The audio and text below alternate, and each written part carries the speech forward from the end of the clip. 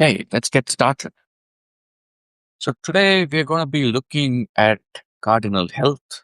Um, this is a healthcare company that we've been watching. I think we started coverage back in September last year. We've been watching their progress, and we've we usually, what we do is we don't just analyze one stock and then immediately take a position on it.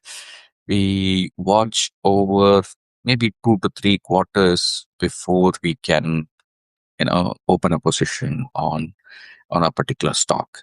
um, and as a reminder, we kind of take a concentrated sort of a view. um, So there are about 60 stocks that we monitor at any point in time. And we have, out of those 60 stocks, we will have open positions on anywhere between 40 to 45 of them at any point.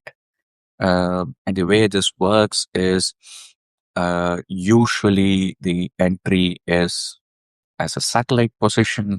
So that's basically a small weightage, 1%, 1.5% sort of weightage that we take. If the valuation is too high, then they go into the short book. If the valuation is reasonable, then over the next 2 quarters, they can progress into what we call as the sub-core portfolio, um, which can give them anywhere between up to about 5% weightage on the portfolio. And then we observe for 2 more quarters, which means that we've observed them for a full financial year by that time. And if they meet all the criteria, then we put them onto the core portfolio. On the core portfolio, the maximum weightage can be achieved on that, and that is the concentrated book as such. Um, so this is how the structure is, and because of the fact that we use an 8-factor octofactor model, uh, unlike various other factor models, uh, there is no overwhelming kind of importance on market beta, right? So we tend to take a fair distribution of weightages, importance between beta and all the other 7 factors. So with that, what happens is that this portfolio is balanced, and at all times, it's pretty much uh, like a barbell. That we say, in your gym, you might have seen, the people lifting the weights.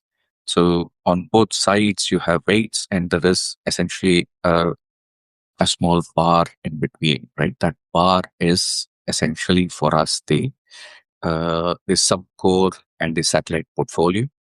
Uh, on one side, we have the core portfolio, which is the weight, and then the other side is the short book, which is the other weight. So with this, what happens is when the market goes up, the core portfolio goes up, and the shorts also kind of catch up because the um, the overvalued positions will show signs of creaking, and we basically make money on that. And the market goes down the right side, basically the short book picks up and it kind of delivers more returns, while the long book kind of goes down a little bit, but is balanced by the gains that we have in the short book.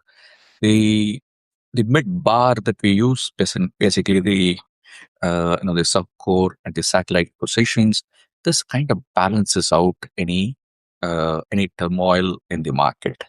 Right? This is how the portfolio is constructed.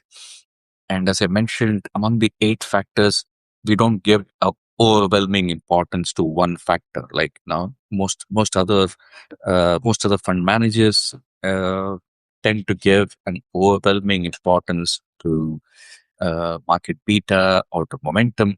So we don't give an overwhelming importance to that. That means that we have a fair distribution of stocks that are low beta, some of them which are very, very low, low beta, which means that they are not moving in line with the market.